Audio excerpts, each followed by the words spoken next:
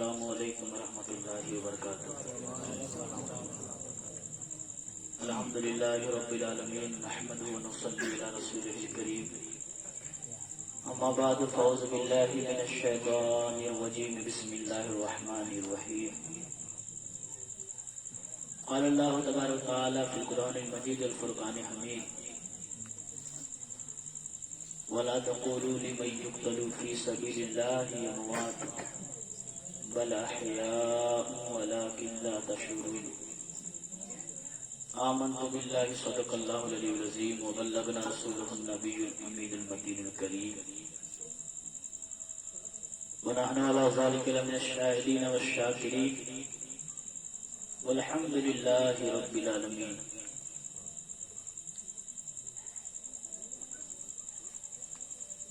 کلمہ توحید ہے تیری شہادت حسین،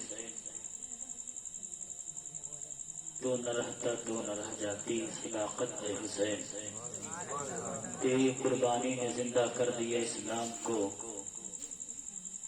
تیری قربانی نے زندہ کر دیا اسلام کو۔ عزیزان وقار،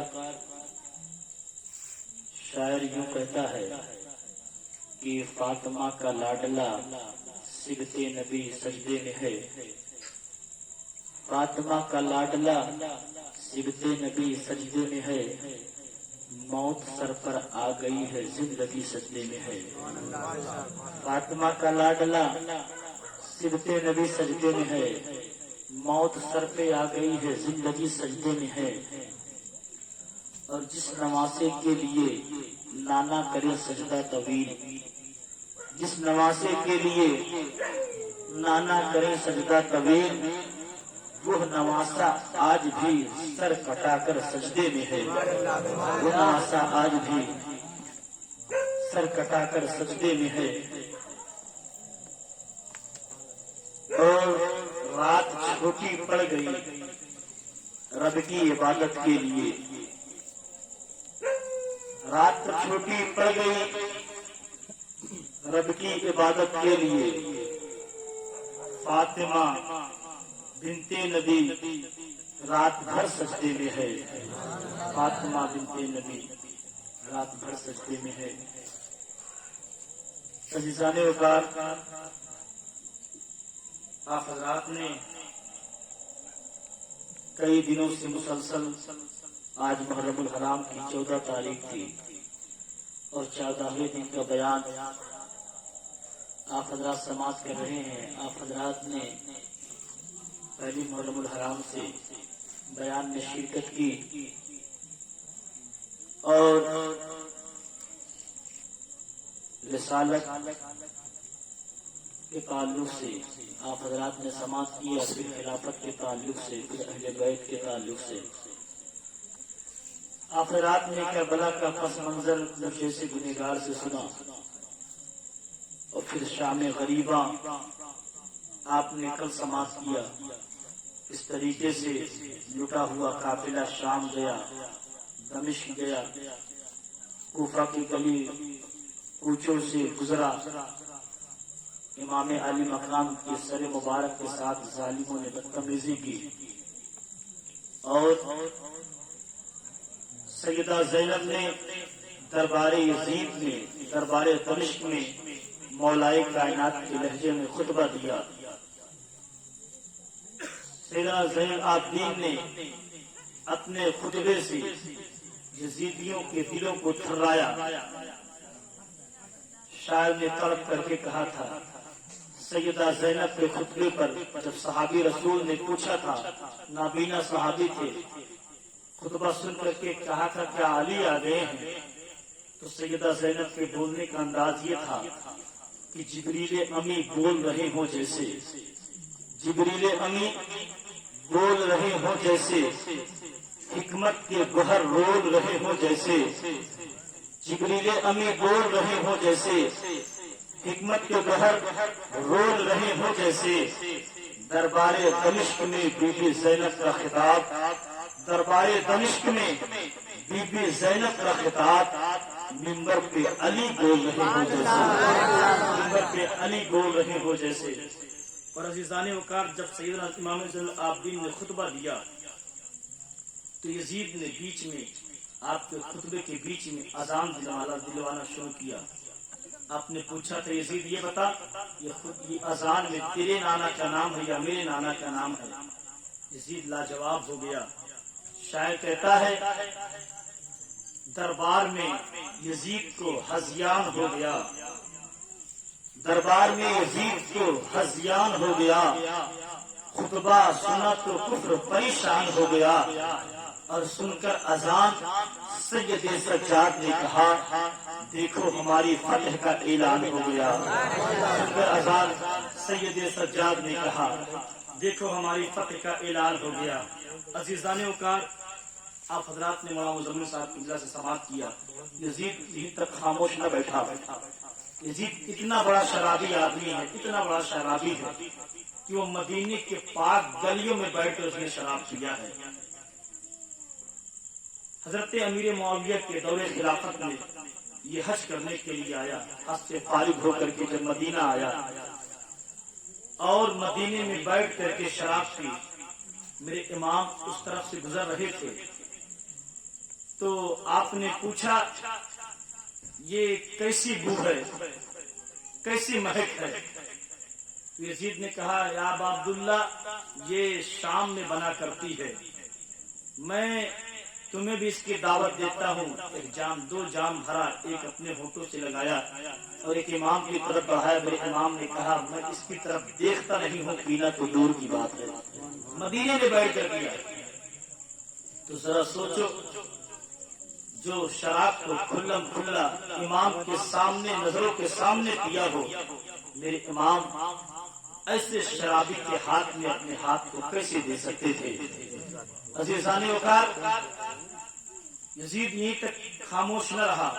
امام عالی مقام کے شہادت کے بعد آپ نے سنا کہ اس نے مدینے کی طرف لشکر بھیجا اور مدینے والوں کے ساتھ اتنی زیادہ بدسلوکیاں اس نے کی کہ میرے نبی نے فرمایا تھا اے لوگوں جو مدینے کی طرف آنکھ اٹھا کر دیکھے گا ظلم و زیادتی کے لیے مدینے والوں کو ڈرائے گا، دھمکائے گا، ان سے جنگ کرے گا. آقا صلی اللہ علیہ وسلم فرماتے ہیں سعد بن ابی وقاص راوی ہیں کہ اللہ تعالیٰ کل میدان محشر میں اسے آگ میں ایسے پگھلائے گا، جلائے گا جس طریقے سے آگ میں رانگا جلا کر کے پگھلا کر رکھ دیا جاتا ہے، اس طریقے سے رانگے کے طریقے سے. اس طرح یہ بھی ہے ایک حدیث پاک میں ایسے پگھلائے گا جس طریقے سے گرم پانی میں نمک ڈالو گھل جایا کرتا ہے، وہ ایسے ہی جہنم میں گھلا جائے گا، پگھلایا جائے گا. یہیں تک محدود نہ رہا. آپ نے سنا مدینے کے پاک دامن عورتوں کو 3 دن تک 3 راتوں تک اپنے لشکر پر حلال کر لیا، جو جس کے ساتھ چاہے زیادتی کرے. یہ مظالم کتنی بزرگ ہستیاں رہی ہوں گی. وہ صحابہ اور تابعین کا دور تھا.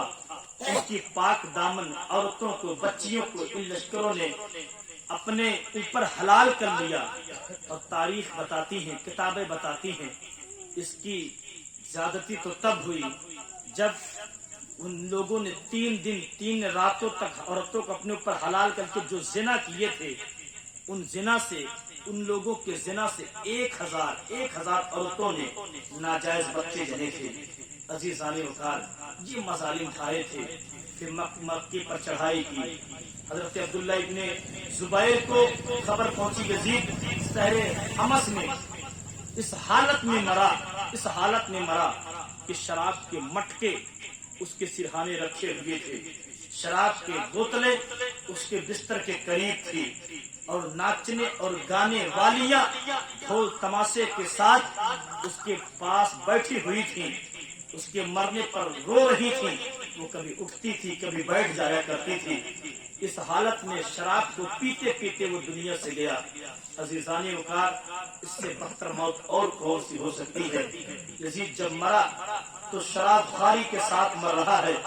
عزیزان وقار جب یزید مرا اس کے بعد لوگوں نے اس کے بیٹے کو اس کے تخت پر بٹھایا. اس کا بیٹا بیمار تھا. 1 مہینے تک یا 3 مہینے تک وہ زندہ رہا، مگر وہ کمرے میں چلا گیا. لوگوں نے اس سے کہا وہ اپنے زندگی میں اپنے دور خلافت میں کسی طرف لشکر روانہ نہ کیا. لوگوں نے اس سے کہا اپنے بعد کسی کو خلیفہ بنا دو. وہ مرنے لگا, 3 مہینے تک 1 مہینے تک زندہ رہا. کسی کو خلیفہ بنا دو.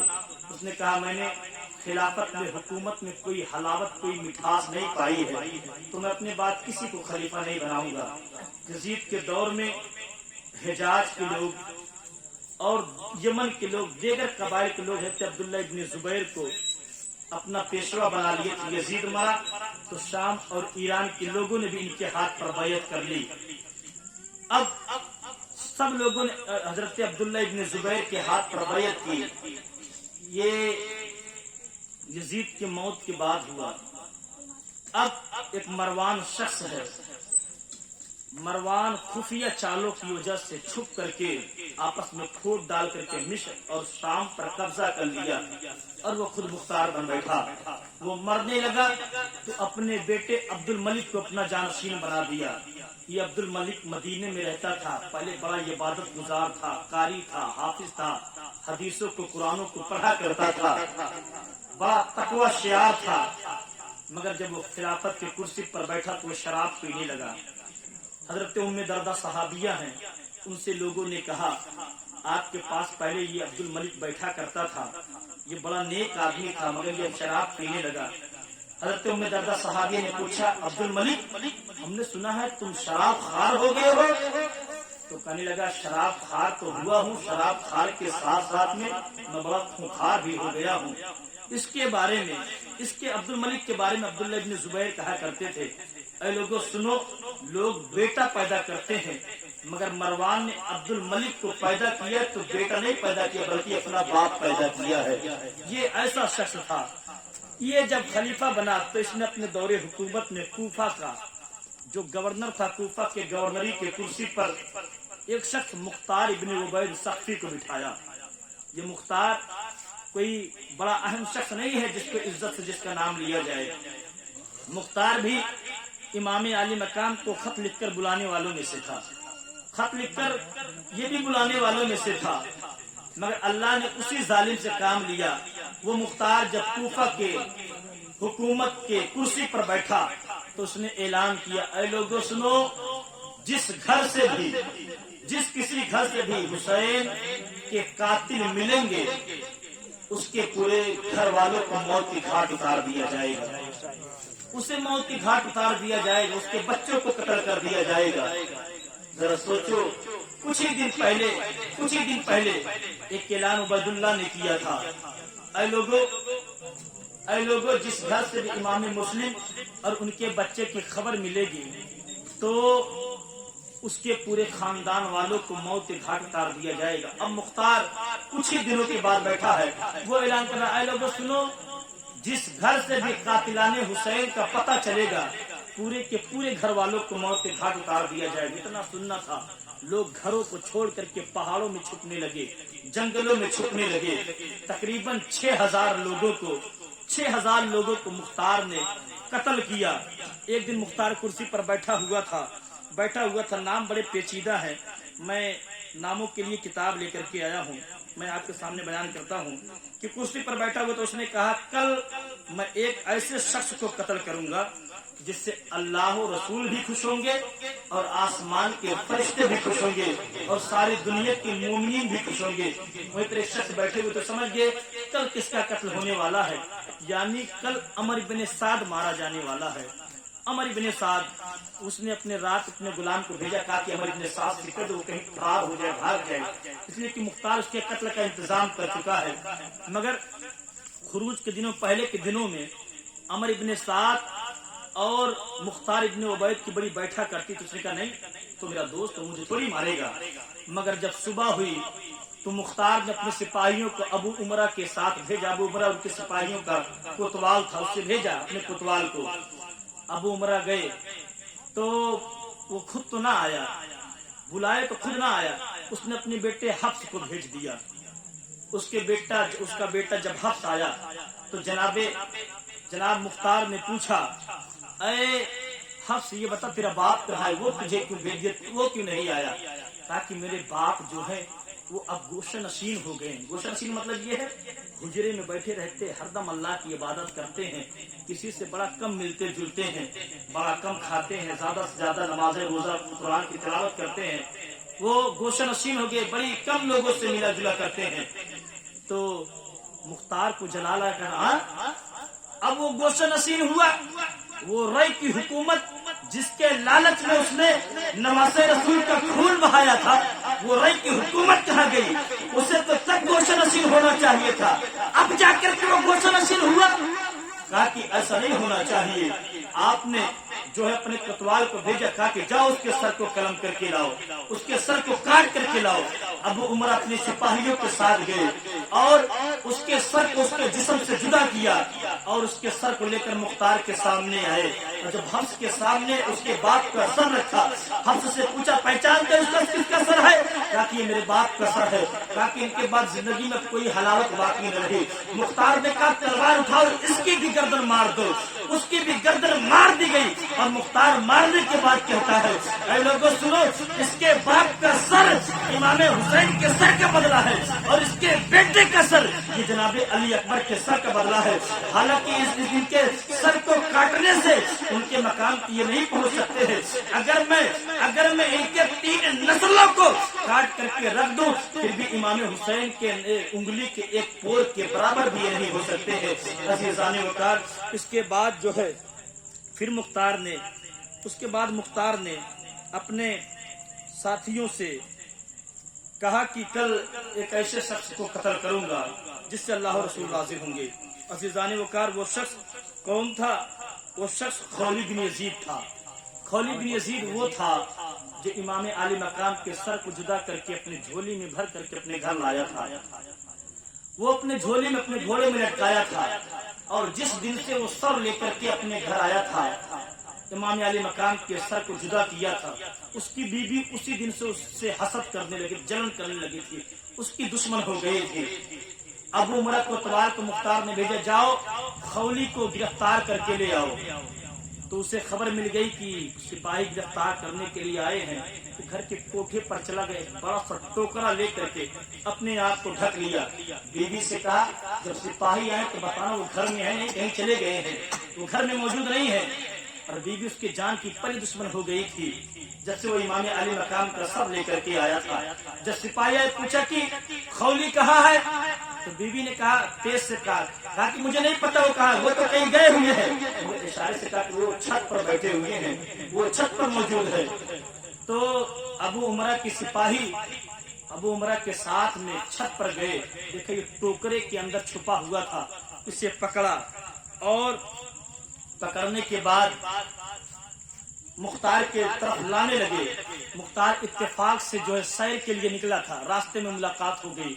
मुख्तार ने जब इसे देखा कहा कि एक काम करो, इसके हाथ और पैर को काट दो और इसके बाद इसकी लाश को आग के हवाले कर दो।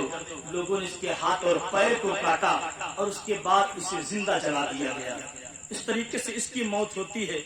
अब देखिए शिमर जो सबसे बड़ा बदबख्त था, इसकी मौत कैसे होती है।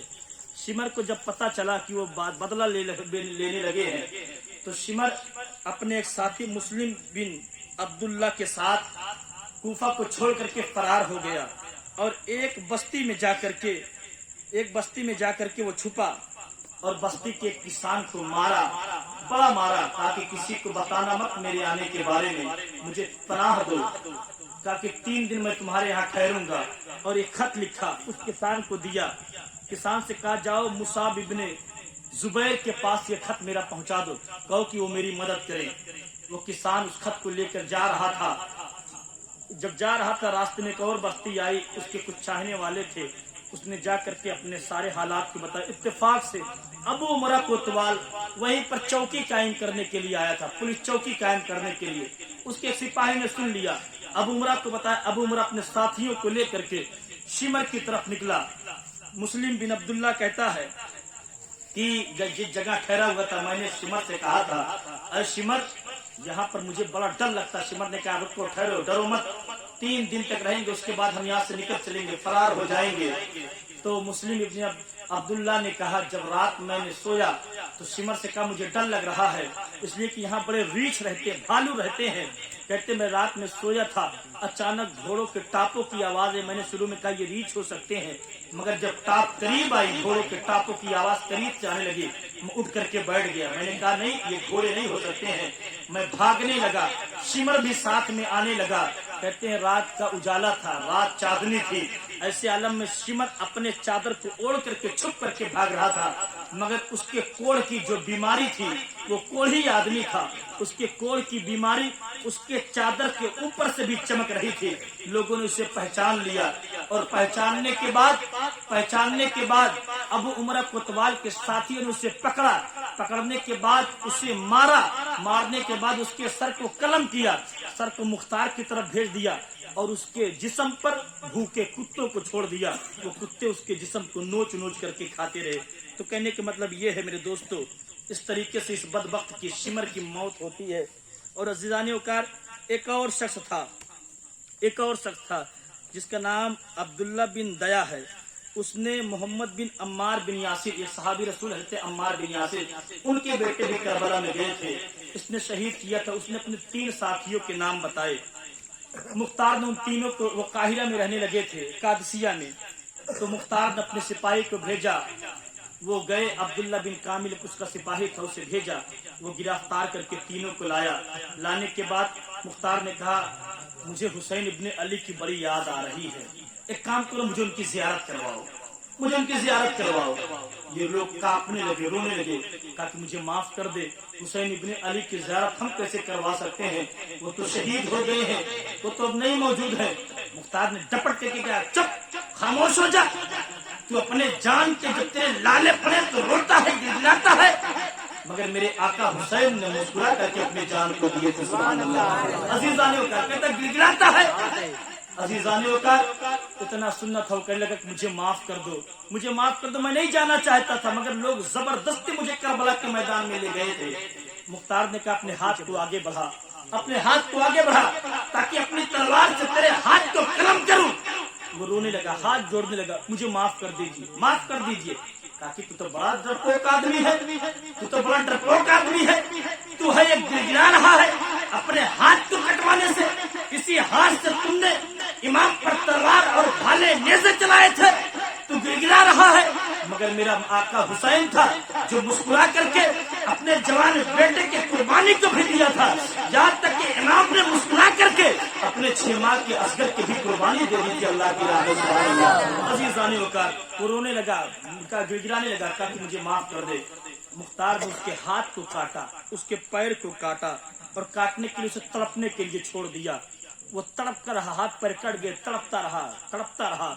اس کے جسم سے خون نکلتا رہا, یہاں تک کہ وہ ٹھنڈا پڑ گیا, مر گیا. اس کے دونوں ساتھیوں کو بھی مار دیا گیا. اب ایک شخص تھا حکیم ابن طفیل, یہ بڑا ظالم آدمی تھا. حکیم بن طفیل, اس نے حضرت عباس کے شہادت کے بعد ان کے لباس کو بھی اتار لیا تھا, جسم کو برہنہ کر دیا, لباس پر قبضہ کر لیا. مختار نے حکیم بن طفیل کو گرفتار کرنے کے لیے عبداللہ ابن کامل اپنے سپاہی کو بھیجا. یہ گئے, ابھی گرفتار کرنے کے لیے گئے تھے. کسی نے عدی بن حاتم ان کو جا کر کے خبر دے دی کہ مختار نے گرفتار کرنے کے لیے طفیل کو سپاہی بھیجے ہیں. ایک عدی بن حاتم نام کے صحابی بھی گزرے ہیں, نہ جانے یہ صحابی ہیں یا ان کے بعد کے ہیں. تو عدی بن حاتم آئے سفارش کے لیے مختار کے دربار میں. مختار سے کہا اے مختار سنو, طفیل کربلا میں نہیں گیا تھا, یہ کچھ نہیں کیا تھا ایسا, اس پر بہتان لگایا گیا, الزام لگایا گیا ہے, ایک کام کرو اسے چھوڑ دو. اور جب اس کے کوتوال کو, اس کے سپاہی کو, عبداللہ ابن کامل کو پتہ چلا کہ سفارش کے لیے حاتم گئے ہیں, عدی بن حاتم گئے ہیں, اور مختار ان کے سفارش کو قبول کر لے گا, اس نے کہا نہ, ایسا نہ کرے, وہاں پر لے جائیں گے ورنہ یہ زندہ بچ جائے گا. اپنے سپاہیوں سے کہا کیا کہتے ہو؟ سپاہیوں نے کہا حضور اسے لے جائیں گے تو بچ جائے گا, کام کرو راستے میں اس کا کام تمام کر دیتے ہیں.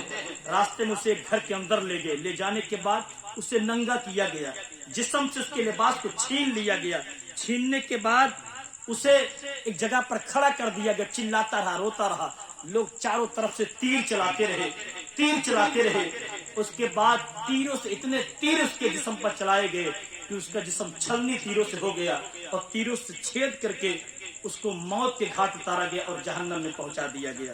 ابھی ابھی جو ہے اس نے ایک ایک کر کے یہ بڑے بڑے قاتل تھے، بہت بڑے بڑے قاتل تھے۔ اب ایک شخص تھا جس کا نام تھا عمر بن صبوح، وہ کہا کرتا تھا کہ میں نے حسین ابن علی کے ساتھیوں کو تیر سے زخمی کیا ہے، مگر میں ان پر ہاتھ نہیں اٹھایا ہوں۔ عزیزان وقار، اسے بھی مختار کے پاس لایا گیا اور مختار نے اسے جو ہے بڑی بدتر موت دی اور وہ بھی جو ہے موت کے گھاٹ اتر گیا۔ اب ایک شخص تھا جس کا نام ہے زید بن رقاد، اس بدبخت نے عبداللہ بن مسلم ابن عقیل جو کربلا کوفہ کے میدان میں سب سے پہلے شہادت کا جام پیتے ہیں، ان کے بیٹے تھے عبداللہ ابن مسلم بن عقیل۔ یہ بھی کربلا کے میدان میں آئے تھے، اپنے بہادری کے جوہر دکھائے تھے، بڑی بے باکی کے ساتھ دلیری کے ساتھ لڑے تھے، مگر ایک ظالم نے ایسا تیر مارا جو آ کر کے آپ کے پیشانی پر لگا تھا، اور پیشانی کو بچانے کے لیے آپ نے اپنا ہاتھ لگا دیا تو تیر ہاتھ کو لے کر کے پیشانی میں لگ گیا، پیوست ہو گیا، اندر سرسرایت کر گیا۔ آپ نے بڑی کوشش کی عبداللہ ابن مسلم بن عقیل نے کہ تیر کو نکال دوں، مگر تیر نہ نکلا، تیر نکال نہ سکے۔ تو آپ نے اس وقت بد دعا دی تھی، پروردگار جس طرح سے ان لوگوں نے مجھے شرمندہ کیا ہے، اس طریقے سے تو بھی انہیں اسے شرمندگی کی موت عطا کرنا۔ ظالم کوفی کا بیان ہے، ان کے شہادت کے بعد ہم نے ان کے جسم کے سارے تیر کو نکال تو دیے، مگر وہ تیر جو ان کے پیشانی میں لگا تھا ہم لوگ چاہ کر کے کوشش کر کے بھی اس تیر کو نہ نکال سکے۔ عزیزان وقار، وہ شخص جب جناب مختار ابن عبی ثقفی کے بارگاہ میں گرفتار کر کے لایا گیا تو مختار نے حکم دیا کہ اسے جو ہے زندہ آتش نظر کر دیا جائے، آگ کے حوالے کر دیا جائے۔ پہلے اس نے حکم دیا کہ اس پر پتھر برسائے جائے، اس کو جو ہے اس پر پتھر برسائے جائے، لاٹھیاں برسائی جائیں۔ جب پتھر برسایا گیا، لاٹھیاں برسائی گئی، اس نے کہا دیکھو اس میں جان ہے کہ نہیں، لوگوں نے کہا جان ہے، تو آگ جلائی گئی اور اس کو زندہ آگ کے حوالے کر دیا گیا۔ عزیزان وقار، اس طریقے سے ایک اور ظالم موت کے گھاٹ اتارا جاتا ہے۔ پھر ایک شخص جس کا نام تھا عبداللہ ابن زیاد، پھر عبید اللہ ابن زیاد کا نمبر آتا ہے۔ عبید اللہ ابن زیاد وہی جس کے حکم پر سب کچھ ہوا تھا، وہ موصل میں رہنے لگا۔ جب اسے پتا چلا یہ معاملات ہو رہے ہیں تو 30,000 کا لشکر لے کر کے نکلا اور نہر فرات کے پاس آیا لڑنے کے لیے۔ ادھر سے مختار نے ابراہیم بن مالک بن اشتر کو 25,000 کا لشکر دیا۔ نہر فرات کے قریب جنگ ہوئی اور بڑی گھمسان کی جنگ ہوئی، جس میں عبیداللہ بن زیاد مارا گیا۔ اس کے سر کو کاٹ کر کے ابراہیم مالک بن اشتر نے مختار کے پاس بھیجا، اور مختار کے پاس جب وہ سر بدبخت کا آیا ہے تو اس نے اس سر کو دیکھا ہے، تاکہ لوگوں دیکھو یہی وہ جگہ ہے جہاں پر کچھ دن پہلے امام علی مقام کا سر آیا تھا۔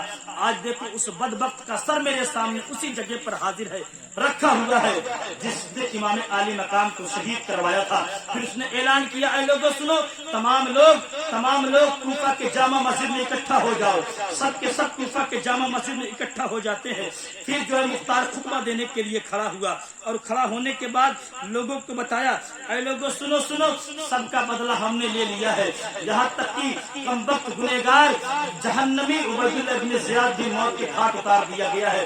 عزیزان وقار، اس طریقے سے مختار نے 6,000 کوفیوں کو موت کے گھاٹ اتارا، اور یزیدیوں کو ایک ایک کر کے وہ جان سے مارتا رہا اور طرح طرح کی اذیت دے کر اس نے جہنم پہنچایا۔ میرے دوستوں، تو پتا چلا کہ 22,000 کا لشکر گیا تھا، مگر 6,000 صرف مرے ہیں۔ تو میں آپ کو آگے بتاتا ہوں، 6,000 کو تو اس نے مارا ہے، اور باقی کے جو بچے ان پر اللہ کا عذاب طرح طرح سے آیا ہے۔ عزیزان وقار، ایک مرتبہ کچھ لوگ بیٹھے ہوئے تھے، ان لوگوں میں تذکرہ چل رہا تھا کہ اے لوگوں سنو، جو بھی کربلا کے میدان میں گیا ہے اس پر اللہ کی جانب سے طرح طرح کے عذاب آئے ہوئے ہیں۔ ان میں ایک بوڑھا آدمی بیٹھا تھا، کہا کہ سنو، میں بھی تو کربلا کے میدان میں گیا تھا، مگر مجھ پر تو کوئی عذاب نہیں آیا۔ اتنا کہہ کر کے وہ اٹھا، دیا بتی کو درست کرنے کے لیے، چراغ کو درست کرنے کے لیے، ابھی وہ چراغ کو درست کر ہی رہا تھا، اچانک اس چراغ سے ایک لپٹ نکلتی ہے۔ لپٹ نکلنے کے بعد اس کے کپڑوں کو، اس کو جسم کو پکڑ لیتی ہے، یہاں تک کہ پورے جسم کو جلانے لگی۔ لوگ اس پر पानी डालते हैं, जितना पानी डालते आग उतना ज्यादा भड़कता जाता, आग उतनी ज्यादा बढ़ती जाती, यहाँ तक कि वो दरिया में जा करके कूद गया, नहर फरात में कूद गया। मगर जैसे नहर फरात में कूदा, नहर बुझाने की बजाय नहर फरात में कूदा तो और जलने लगा, यहाँ तक कि बिल्कुल कोयले के तरीके से जल करके राख होकर के वो जहन्नम में जाता है। अज़ीज़ान वक़ार, ये कातिलाने हुसैन का अंजाम है। एक शख्स वो था जिसने हजरत अली असगर के हलक में तीर मारी थी और उन्हें शहीद किया था। उसको अल्लाह ने ऐसी बदतर मौत अता की, ऐसी बदतर मौत अता की, उसके पेट में बड़ी गर्मी होती थी, जलन होती थी।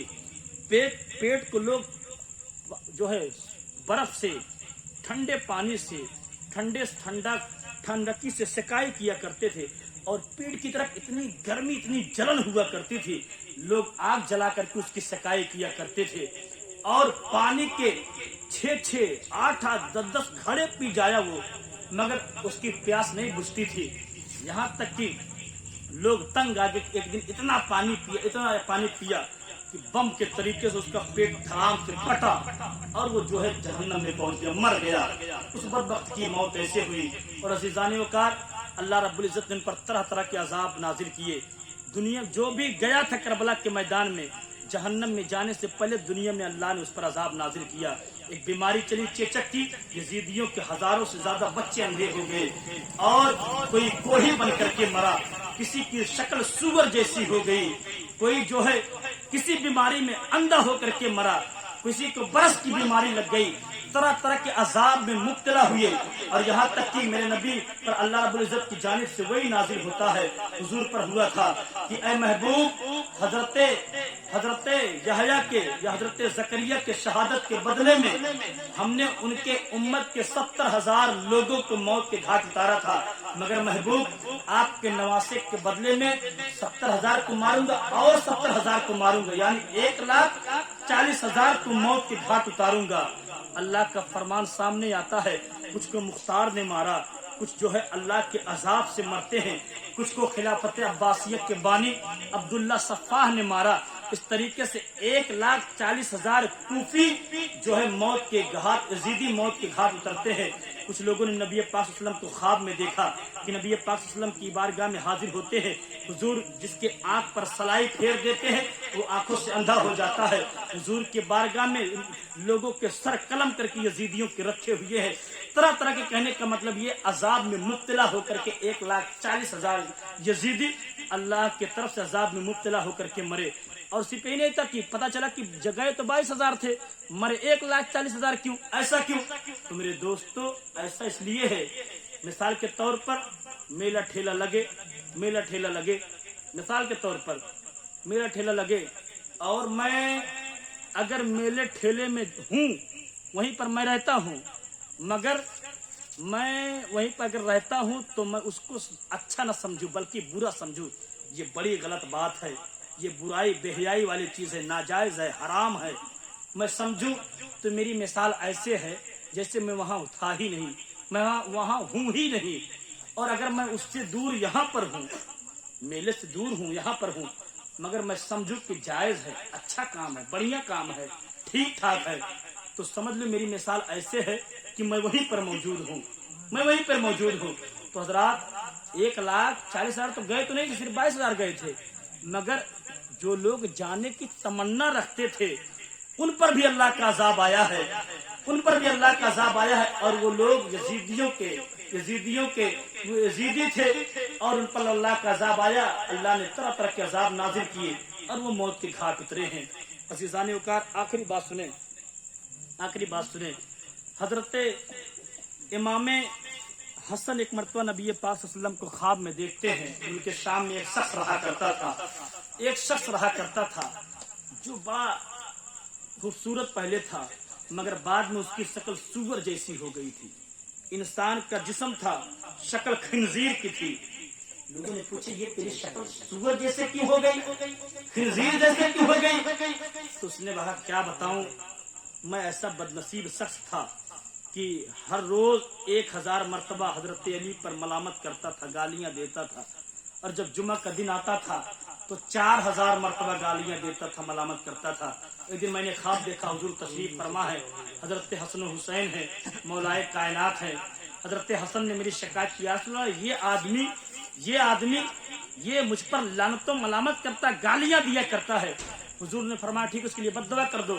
فرماتے تو امام حسن نے میرے اوپر تھوک دیا، کہتا ہے کہ ان کا میرے اوپر چہرے پر تھوکنا تھا کہ میرا خوبصورت چہرہ انسانی شکل سے بدل کر کے سور کی شکل میں تبدیل کر دیا گیا۔ تو میرے دوستو کہنے کا مطلب یہ ہے جو لوگ اہل بیت کے گستاخ ہوا کرتے ہیں اللہ ان کی شکلوں کو مشق کر دیا کرتا ہے، یہاں تک کہ بندروں اور سوروں کی شکل میں وہ موت کو پہنچتے ہیں۔ عزیزان اوقات ایک شخص ایسا تھا جو کربلا کے میدان میں گیا تھا، وہ کہا کرتا تھا لوگوں میں شامل تھا مگر میں نے کچھ حصہ نہیں لیا تھا مارنے کاٹنے میں۔ وہ بڑا خوبصورت تھا، حسین تھا، مگر بعد میں اس کا چہرہ بالکل کوئلے کی طرح ہو گیا تھا، کالا جسم بالکل صحیح تھا، چہرہ کوئلے کے کالا ہو گیا تھا۔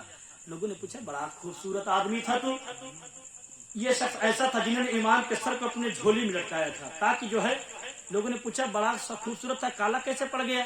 تو وہ کہنے لگا کیا بتاؤں، جس دن سے امام کے سر مبارک کو اپنے گھوڑے کی زین میں جھولی میں لٹکایا ہوں اسی دن سے جب میں سوتا ہوں رات میں میرے پاس دو آدمی آتے مجھے اٹھاتے ہیں اور پکڑ کر کے زبردستی ایک ایسی جگہ لے جاتے ہیں جہاں پر آگ ہی آگ جلتی ہوتی ہے، کہتے میرے چہرے کو پکڑ کر کے آگ میں ڈالتے ہیں اور روز جب سے گیا ہوں کربلا میں، جب سے واپس آیا اسی دن سے روز یہی نیم میرے ساتھ روز ہوتا ہے، یہاں تک کہ میرا چہرہ خوبصورتی سے پھر کر کے اب کالا بن گیا ہے، کوئلے کی طرح ہو گیا ہے۔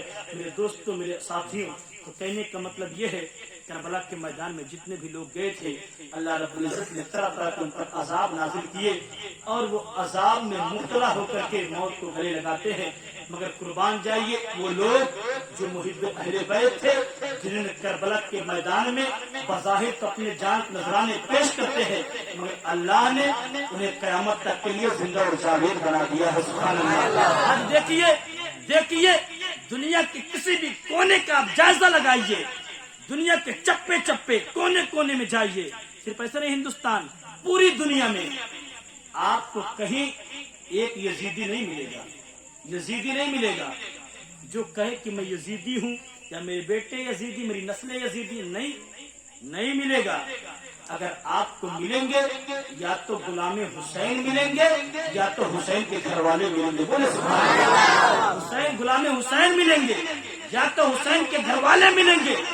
آج دیکھیے میرے امام کربلا کے امام حسن و حسین کے پہلے میرے آقا فرماتے ہیں حسن و حسین کے جو دو نام ہیں یہ جنتی نام ہے، اللہ نے اس نام کو مخفی رکھا تھا، پہلے یہ نام نہیں تھا۔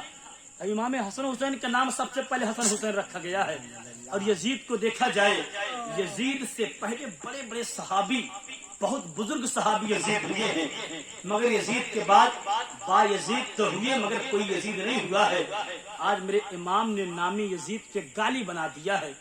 آپ کسی کو یزیدوا کہہ کر دیکھیے، یزید کہہ دیجئے، کہہ دے تو یزید کی اولاد ہے، تو یزید ہو گیا ہے، یاد رکھو لاٹھیاں نکل آئیں گی، جو ہے اسلحے نکل آئیں جائیں گے مارنے کے لیے، تیری مجال مجھے یزید کیسے کہہ دیا؟ عزیزان وقار، میرے امام نے نام یزید کو، یزید سے پہلے بڑے یزید تھے، بہت لوگ یزید تھے، مگر میرے امام نے نام یزید کے گالی بنا دیا۔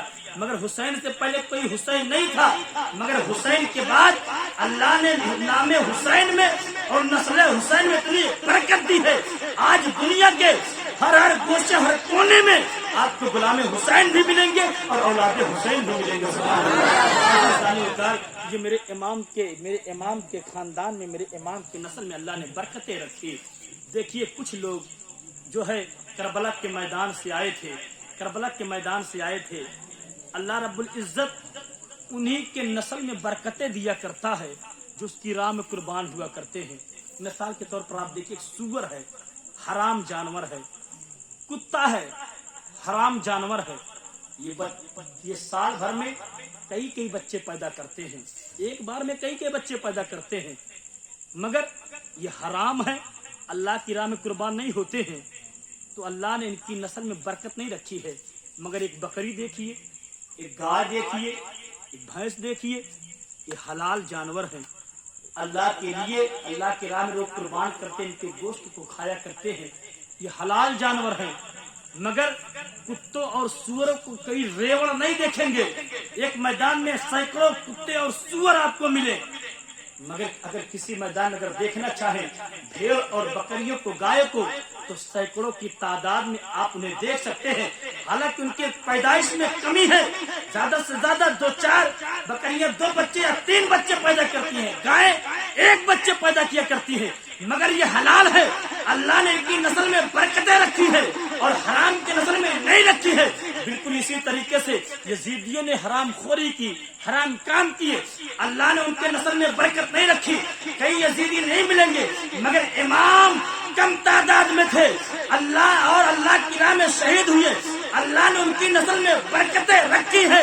आज जब देखिए, आप जायजा लीजिए, गिनती के चंद लोग जिसमें ज्यादा यही आता है, इमाम ज़ैनुल आबिदीन करबला से आए थे, मगर उनकी नस्ल में अल्लाह ने इतनी बरकत रखी है।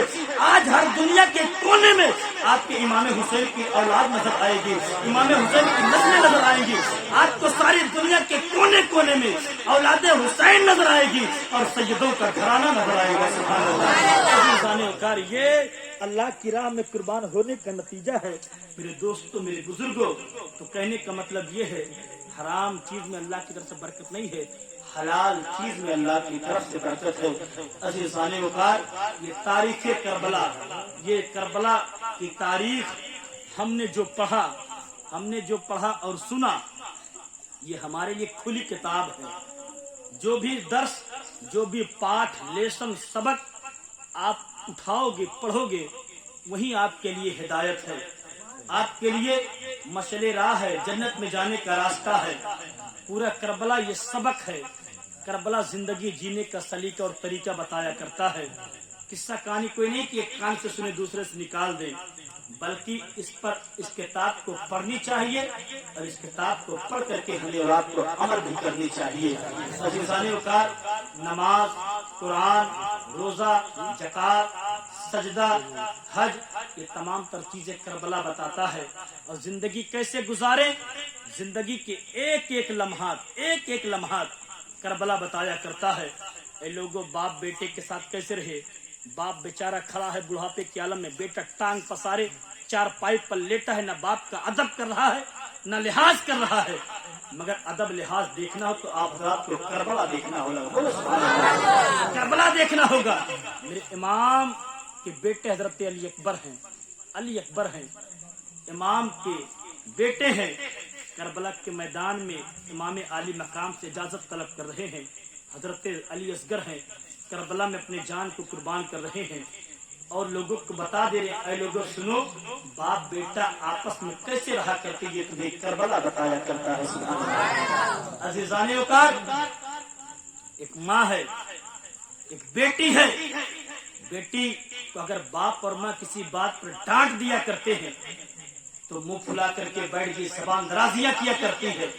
मगर दोस्तों, हजरत सकीना की जिंदगी को देखिए, हजरत शहरबानो उम्मे रबात की जिंदगी को देखिए, सैयदा ज़ैनब की जिंदगी को देखिए। इनके आपस में मेलो मोहब्बत बताया करते हैं कि माँ और बेटी एक दूसरे के साथ कैसे रह सकते हैं। सुभान अल्लाह। एक भाई आज भाई के गर्दन को मरोड़ने के लिए तैयार है, भाई को कत्ल करने के लिए तैयार है। मगर मेरे दोस्तों, हजरत अब्बास की जिंदगी देखिए। वो अब्बास जो अपने भाई इमाम आली मकाम पर कुर्बान होने का हौसला रखे। हजरत अब्बास के लिए तो सिमर परवाना लेकर के आया था, अब्बास तुम आजाद हो, अमान है तुम्हारे लिए, मेरी तरफ आओ, पानी मिलेगा, तखत मिलेगा, मालो दौलत भी मिलेंगे। मगर आपने लात मारी, ठोकर मारी और बताया लोगों देखो, ये करबला हमारे जिंदगी से पढ़ करके हमारे जिंदगी से समझ लो, भाई एक भाई के साथ कैसे पेश आता है, ये तुम्हें जो है करबला बताया करता है। सुभान अल्लाह। एक भतीजा चाचा को गालियां आज दिया करता है। आज जो का नौजवानों में बड़े शर्म की बात है, नौजवानों में हमारे अदब खत्म हो गया है। अदब मैं बराबर तकरीरों में बयान किया हूँ, अपने बच्चों को तालीम सिखाए, ऊंचे क्वालिटी की सिखाए, doctor, engineer, professor, DM, SD, SB जो भी होता सब बनाए। मगर साथ साथ में अगर अपने बेटे को आपने अदब न सिखाया तो समझ लो आपने अपने बेटे को कुछ नहीं सिखाया। अदब न सिखाया। बेटा जब तुम्हारा अदब न करे आप बुलाओ, ऐसे बातें करने लगता है कि ये किसी बच्चे से बात कर रहा है और अपने छोटे बड़े का कोई अदब नहीं है, तो समझ लो आपने कुछ भी नहीं सिखाया है। अदब ये बहुत बड़ी चीज है। अजीजानी वकार हजरते अदब की बात आई, आज के हमारे नौजवानों में ऐसा अदब क्यों नहीं है? अदब इसलिए नहीं है कि आज हमारे घर का माशरा बड़ा गड़बड़ हो गया है। हम अदब कैसे सीखेंगे? अदब तब सीखेंगे जब बुजुर्गों के पास बैठेंगे, बड़ों के पास बैठेंगे और पढ़ेंगे लिखेंगे तो अदब सीखेंगे। आज हमने तो अपना जो पढ़ाई का उस स्कूल का मिला, उसके अलावा जो वक्त हुआ वो जो है सोशल मीडिया पर बिता रहे हैं और तरह तरह की गंदी चीजें, जिनादार चीजें, गलत फवाहिश हम अपनी नजरों से देख रहे हैं। तो ये जब गलत चीजें देखते हैं तो इन्हें सिखाया जाता है। बाप बेटे का कोई अदब नहीं, ऐसे जो है वीडियो लोग बनाया करते, देखा करते, कोई अदब नहीं है। तो वही हमारा नौजवान देख करके कर रहा है। बड़े शर्म की बात है। 14 मुहर्रम बीत गए, 14 मुहर्रम। मैं कहता हूँ पहले तो हमने देखा 2 साल पहले के लोग बच्चे बड़ी खुशतबई के साथ इमाम साहब से पहले आकर के बैठ जाया करते थे और उनको जब मुहर्रम आता था 2-4 मनकबत नात याद कर लिया करते थे। आज ये हाल है, इमाम साहब पहले आकर के बैठे, तख्ता मंगाएं, कुर्सी मंगाएं, टाट मंगाएं, सब कुछ लगाएं और उसके बाद नात भी पढ़ें, मनकबत भी पढ़ें, कुरान भी पढ़ें, बयान भी करें और सब लोग क्या करेंगे? लास्ट में आएंगे, मिठाई लेकर चले गए। ये थोड़ी हुआ। ज़ौक़ पैदा करें, शौक पैदा करें। अगर हम ये आकर के बैठे इमाम पाक का सतई आया तो छबील लगा लिए, बरहवी आया तो बिरयानी खिचड़ा पका लिए, शरबत पिला लिए, नवई को मलीदा बनाकर खा लिए, दसई को गोश्त खा लिए और कहे कि हुसैन हम तो आपके चाहने वाले हैं, हम आपके नाम से फातिहा दिलाते, न्याज दिलाते हैं, आपके नाम की महफिल करते हैं, हम तो आपके हैं। बात नहीं बना करती है। बात तो तब बना करती है जब हुसैन कहते ये मेरा गुलाम है, सुभान अल्लाह। जब हुसैन कहते ये मेरा आशिक है, ये मेरा चाहने वाला है, ये मुझसे मोहब्बत करने वाला है। ऐसा होगा कब? ऐसा तब होगा जब हम मुस्लिमान आली मकाम के तबरुकात पर अमल करेंगे, उसके साथ साथ हुसैन के मिशन पर भी अमल करेंगे। हुसैन का मिशन क्या था? यजीद नमाज की पाबंदी को उठा दिया था, नमाज लोग छोड़ रहे थे। इमाम ने कहा नमाज की पाबंदी करो, यही मेरा मिशन है। बोले सुभान अल्लाह। लोग कुरान को मालाए ताक रख चुके थे। हुसैन ने कहा नोके नेजा पर कुरान को पढ़ करके, नेजा की बुलंदी पर कुरान की तिलावत करके बताए लोगों, कुरान की तिलावत करो, यही मेरा मिशन है। सुभान अल्लाह। मेरे इमाम 3 दिनों तक भूखे और प्यासे रह करके बताया, ऐ लोगों रमजान का महीना आए तो रोजा रखा करो, यही मेरा मिशन है। सुभान अल्लाह। मेरे इमाम ने बताया, ऐ लोगों शराब ये हराम है, शराबी के हाथ में हाथ नहीं देता हूँ, इसलिए शराब के करीब मत जाना, यही हुसैन का मिशन है। मेरे इमाम ने जिना बदकारी तमाम तर चीजों को गलत बताया और कहा इन बुराइयों से बच जाना, यही हुसैन का मिशन है और उसी के लिए हुसैन ने अपने जाना के नजराने पेश किए हैं। सुभान अल्लाह। मिशन हुसैन पर अमल करना हमारा और आपका काम है। अजीजानियों का अगर मैदान महशर में हुसैन इब्न अली ने पूछा, ऐ लोगों हमने अपना पूरा खानदान कटवाया था इसलिए कि तुम तक दीन पहुंच जाओ, और जब तुम तक दीन सही सलामत पहुंचा तो तुमने दीन पर कितना अमल किया? याद रखो हमारे पास कौन सा जवाब होगा? हमारे पास कोई जवाब नहीं होगा सिवाय हा लादरी के अफसोस मुझे तो मालूम ही नहीं था। अफसोस मुझे कुछ मालूम ना करने से काम नहीं बनेगा, उस पर भी आपको सजा मिलेगी। तो अजीजाने वकार कहने का मतलब ये है, आज 14 मुहर्रम अल-हराम जो प्रोग्राम का आखिरी दिन था वो खत्म हुआ तो आप हजरात से गुजारिश है, आप हजरात अपने बच्चों को अदब सिखाइए। किसी ने अल्लामा इकबाल जिसे शायर मशरिक कहा गया है और इस उम्मत का तबीब कहा गया, डॉक्टर कहा गया है, हकीमुल उम्मत आपको कहा गया है। आप जो है हकीम है, उम्मत के दर्द को भी जानते हैं, उम्मत के मर्ज को भी जानते हैं और उस मर्ज की दवा क्या है आप उसे भी जानते हैं। उनसे लोगों ने पूछा, ऐ बताओ अगर अपने नस्लों के अंदर नबी की मोहब्बत पैदा करनी है तो हमें क्या करनी चाहिए? تو علامہ اقبال نے فرمایا تھا اگر چاہتے ہو تمہاری نسلیں نبی اور آل نبی کے وفادار بنے تو اپنے بچوں کو دو چیز سکھاؤ، ایک تو ان کو ادب سکھاؤ اور دوسرا ان کے سامنے نبی اور آل نبی کا تذکرہ کیا کرو، بولے سبحان اللہ، قصیدے پڑھا کرو، ان کے گن گایا کرو، ان کے نام کی محفل کیا کرو اور انہیں سکھاؤ میرے بیٹے یہ منقبت حسین ہے، یہ امام حسین کی نعت ہے، منقبت ہے، یہ حضور کی نعتیں ہیں، اسے پڑھو۔ جب وہ سیکھیں گے، پڑھیں گے اور ادب کریں گے تو وہ لوگ ماں باپ کے بھی وفادار رہیں گے، اللہ اور رسول کے وفادار رہیں گے، یہاں تک کہ اپنے ملک اور اپنے دیش کے بھی وفادار رہیں گے، سبحان اللہ۔ عزیزان وقار، تو کہنے کا مطلب اپنے بچوں کو، گھر والوں کو ادب سکھاؤ اور تعلیم حاصل کرو، یہی تمام تر چیزیں ہیں جو ہمارے اور آپ کے کام آنے والی۔ ویڈیو بن کے ایک بات بتاتا ہوں، بند کر دیجئے، میں بتاتا ہوں میرے دوستوں، آخری بات